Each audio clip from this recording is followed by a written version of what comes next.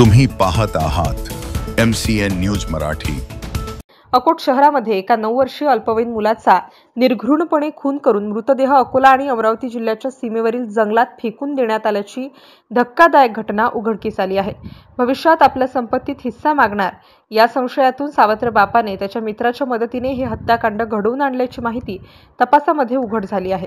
दर्शन वैभव पळसकर असे या हत्या करण्यात आलेल्या मुलाचे नाव असून तो 2 जुलैच्या सकाळी 8 वाजतापासून घरून बेपत्ता होता। या प्रकरणी अकोट शहर पोलीस स्टेशनमध्ये तक्रार सुद्धा दाखल करण्यात आली आहे।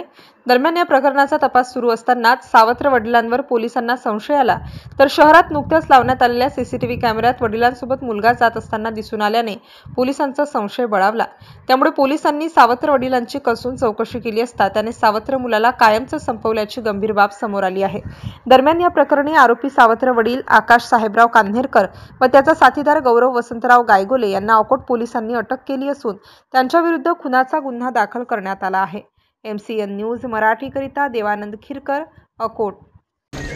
काल रात्री 8:30 वाजताच्या सुमारास एक महिला अकोट शहर पोलीस स्टेशनला येऊन तशी तक्रार दिली की तिच्या 9 वर्षाचा मुलगा जे आहे ते मिसिंग झालेला आहे। ही माहिती मिळतानाच अकोट शहर पोलीस स्टेशनची टीम त्याच्यात त्यांचे अधिकारी, अंमलदार आणि त्यांचे नेतृत्व करणारे आपले ठाणेदार अकोट शहरचे त्यांनी त्याचे शोध लावण्याचे काम चालू केलं। आता काही दिवस अगोदरच माननीय मुख्यमंत्री साहेबांचे हस्तेनी जे इनॉग्रेट झालेला आपला CCTV सिस्टम आहे त्याचे तांत्रिक वापर करून आपल्याला असं कळालं, आपल्याला एक व्हिडिओ मिळाली ज्याच्यात तोच संशयित 9 वर्षाचे मुलगा जे मिसिंग झालेला आहे तो एक बाईकवर बसून 2 पुरुषांसाठी जाताना दिसते। आता जेव्हा आपण त्या व्हिडिओला अगदी जवळपास बघितलं तर आपल्याला असं समजलं की ते जे 2 पुरुष आहे ज्याच्यासोबत ते जाताना दिसते त्यांच्यापैकी एक पुरुष त्याच महिलासोबत पोलीस स्टेशनला आला होता। तेव्हा आम्हाला हे बात पहिल्यांदा समजली की हे जे पुरुष आहे ती महिलाचा पहिला नवरा नाही, दुसरा किंवा तिसरा नवरा आहे आणि तो ह्या मुलगीचा सावत्र वडील होता।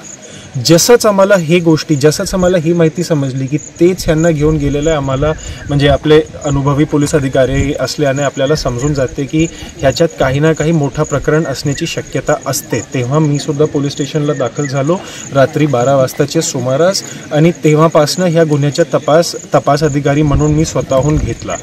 त्याच्यानंतर मागचे आपण सर्व बघतच आहे, आपण इथे जे पहाडी टप्पा आहे अकोट आणि अमरावतीचे बॉर्डरवर शहानूर सँक्च्युरी जे आहे ते इथून जवळपास 10 ते 12 किलोमीटर असेल, जे मोठे मेळघाट टायगर रिझर्वचा एक भाग आहे।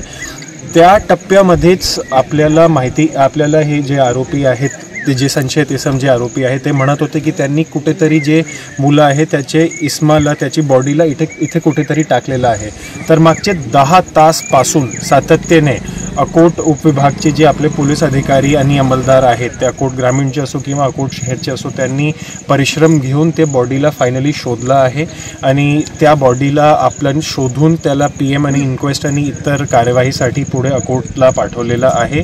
हे अत्यंत दुःखदायक घटना आहे, परंतु ह्याच्यात अकोट आपले पोलीस टीमनी जे परिश्रम घेतलेला आहे त्याच्या मागे एकच कारण आहे की आम्हाला सर्वांना त्या 9 वर्षाचे मुलासाठी इन्साफ पाहिजे आणि आम्हाला ते न्याय पाहिजे। आपली हाच धारणा राहते, आपला हाच हेतू राहते की आपण लवकरात लवकर 10 ते 12 पुढचे 1 किंवा 2 आज किंवा उद्या जास्तीत जास्त करून आपण ह्याची चार्जशीट दाखल करण्याचा प्रयत्न करू।